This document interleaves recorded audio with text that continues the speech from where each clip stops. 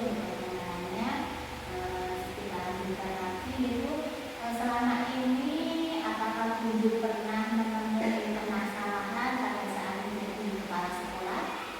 Ya, ada Bu, yaitu kebutuhan tenaga pendidik, tapi kebenturan dengan bidang profesi.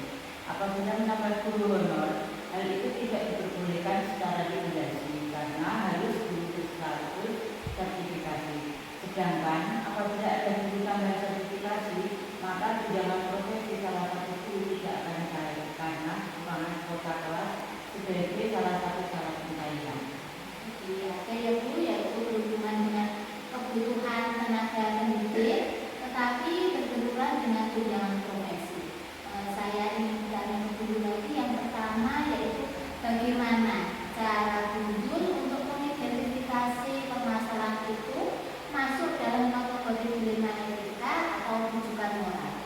Saya menelaah terlebih dahulu permasalahan yang muncul, kemudian melihat kategori masalahnya, siapa saja yang terlibat, dan melihat bagaimana efek dari masalah tersebut. Yang kedua, bagaimana caranya Guntur untuk memutuskan sebuah permasalahan ketika permasalahan tersebut sama-sama benar. Ini adalah sebuah kebimbangan. Ya bisa, kasusnya sama-sama benar, mana yang harus kita pilih. Tapi sebagai pemimpin kita harus mementingkan kepentingan mana yang lebih besar dan terutama bagi guru. Yang ketiga, mungkin langkah-langkah atau prosedur seperti apa yang Guntur lakukan untuk mengatasi permasalahan tersebut. Dalam mengambil keputusan sekolah, saya selalu berdiskusi dengan guru, komite, dan yayasan, sehingga keputusan yang saya ambil tidak hanya atas pandangan pribadi, karena menyangkut banyak pihak, agar keputusan yang diambil dapat dipertanggungjawabkan. Jadi Guntur melibatkan ada guru, ada komite, dan juga yayasan ya. Yang keempat, dari cara-cara yang sudah Guntur sebutkan tadi, adakah hal-hal yang paling efektif yang bisa digunakan untuk menyelesaikan masalah tersebut? Hal yang saya anggap efektif yaitu mengadakan agenda rapat secara insidental dan juga berdiskusi dengan pengawas mereka. Untuk selanjutnya, hal-hal apa saja yang selama ini menjadi tantangan buat Guntur dalam mengambil keputusan pada kasus-kasus dilema etika? Tantangan yang dihadapi yaitu kurangnya koordinasi dari pihak dinas sehingga informasi yang diterima seringkali berbeda. Jadi diperlukan koordinasi yang jelas dari dinas seperti itu ya Bu, agar informasi yang kita terima bisa jelas. Dalam menyelesaikan masalah ini, apakah Guntur mempunyai jadwal tertentu dalam menyelesaikan masalah atau langsung diselesaikan pada saat itu juga? Tidak ada Bu, jadwal tertentu, fleksibel saja, tergantung jenis masalah yang dihadapi. Apabila masalahnya mendesak dan membutuhkan penyelesaian, maka sesaatnya mengadakan undangan lewat WA untuk melakukan musyawarah tersebut. Jadi dibuat fleksibel dan sesuai dengan kebutuhan ya Bu ya. Selama ini siapa saja yang sudah membantu dan juga mempermudah Guntur dalam mengambil keputusan? Yang membantu saya yaitu guru, komite sekolah, dan juga pengawas mereka. Jadi adanya kolaborasi dari semua warga sekolah dan juga pengawas itu dari semua yang sudah Guntur sampaikan tadi. Adakah pembelajaran yang bisa Guntur ambil dari cara-cara Guntur menyelesaikan masalah yang ada di lembaga ini?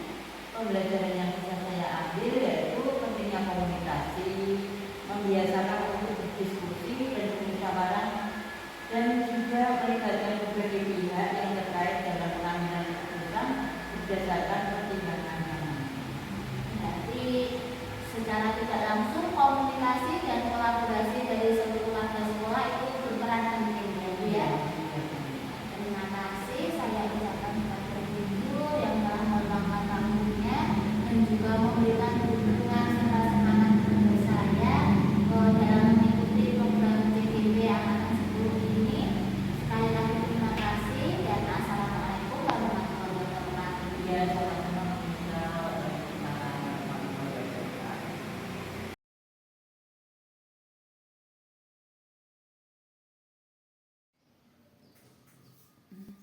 Assalamualaikum, selamat pagi Bu Mariati. Selamat pagi Bu Nesa.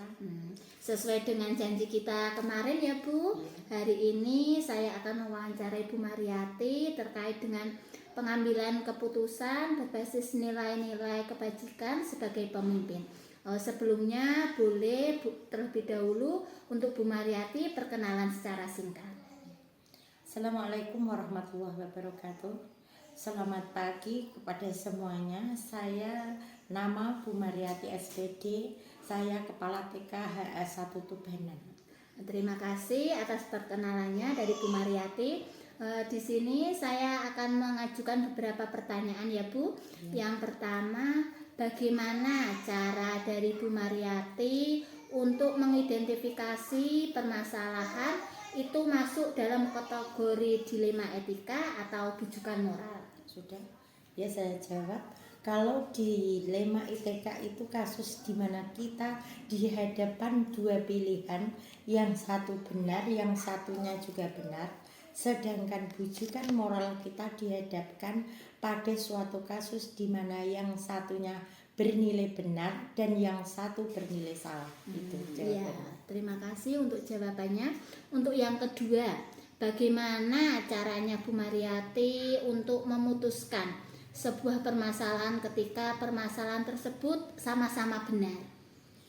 Ya, jawabannya langkah yang pertama kita mengidentifikasi kasus tersebut. Setelah kita diidentifikasi, maka kita carikan beberapa solusi, kemudian kita pilih satu solusi yang terbaik, yaitu terbaik bagi lembaga. Terima kasih. Jadi kita sama-sama mencari solusi yang terbaik buat lembaga kita. Seperti itu ya Bu. Ya. Untuk yang ketiga, selama ini mungkin langkah-langkah seperti apa atau prosedur seperti apa yang sudah Bu Mariati lakukan untuk mengatasi permasalahan tersebut? Jika terjadi suatu permasalahan, kita menggunakan prosedur yang pertama. Kita mencari penyebab permasalahan itu apa saja. Kemudian mengajak diskusi warga sekolah yaitu guru dan komite serta yayasan untuk meminta saran dan masukannya untuk mengambil keputusan dengan mempertimbangkan berbagai aspek. Seperti itu ya. Untuk yang keempat, mungkin dari cara-cara yang sudah Bu Mariati sebutkan tadi, adakah hal-hal yang paling efektif yang bisa digunakan untuk menyelesaikan masalah tersebut? Yang paling efektif yaitu dengan diskusi atau musyawarah dengan warga sekolah, baik dengan guru atau komite, karena dengan musyawarah kita dapat mencari solusi atau jalan keluar dari permasalahan dengan kesepakatan bersama dan solusi yang terbaik. Jadi perlu diadakan musyawarah bersama dari semua warga sekolah ya Bu ya. Untuk yang kelima, hal-hal apa saja yang selama ini merupakan tantangan Bu Mariati dalam pengambilan keputusan pada kasus-kasus dilema etika? Tantangan yang saya hadapi selama ini yaitu adanya perbedaan pendapat dari sudut pandang masing-masing. Jadi adanya perbedaan pendapat dari masing-masing individu ya Bu. Lalu yang keenam, dalam menyelesaikan masalah ini, apakah Bu Mariati mempunyai jadwal tertentu untuk menyelesaikan masalah atau langsung diselesaikan pada saat itu juga? Saya tidak memiliki jadwal khusus untuk menyelesaikan masalah, tapi langsung diselesaikan secepatnya sehingga tidak menumpuk-numpuk masalah dan berlama-lama dalam pengambilan keputusannya. Ya, jadi langsung diselesaikan pada saat ada suatu permasalahan tanpa menunggu waktu yang lama, seperti itu. Mungkin selama ini siapa saja yang membantu ataupun yang dapat mempermudah Bu Mariati dalam pengambilan keputusan? Yang membantu kami dalam menyelesaikan permasalahan adalah berkolaborasi dengan seluruh warga sekolah yaitu guru, komite, yayasan, dan orang tua. Jadi seluruh warga sekolah diajak berkolaborasi ya Bu untuk menyelesaikan masalah tersebut. Dari semua yang sudah Bu Mariati sampaikan tadi, adakah pembelajaran yang bisa Bu Mariati ambil dari cara-cara Bu Mariati menyelesaikan masalah yang ada di lembaga ini? Pembelajaran yang saya ambil yaitu bagaimana cara kita dalam menghadapi atau menyikapi permasalahan yang muncul secara tiba-tiba, dan penyampaian yang kita lakukan kepada lawan bicara harus santun dengan alasan yang relevan dan masuk akal sehingga orang lain dapat memahami kondisinya, serta pentingnya bermusyawarah bersama warga sekolah untuk mencari solusi terbaik. Itulah yang bisa saya sampaikan. Ya, terima kasih untuk Bu Mariati atas waktunya yang sudah menyempatkan waktunya untuk saya wawancarai, dan saya ucapkan terima kasih sekali lagi. Assalamualaikum Bu Mariati. Waalaikumsalam warahmatullahi wabarakatuh. Selamat pagi.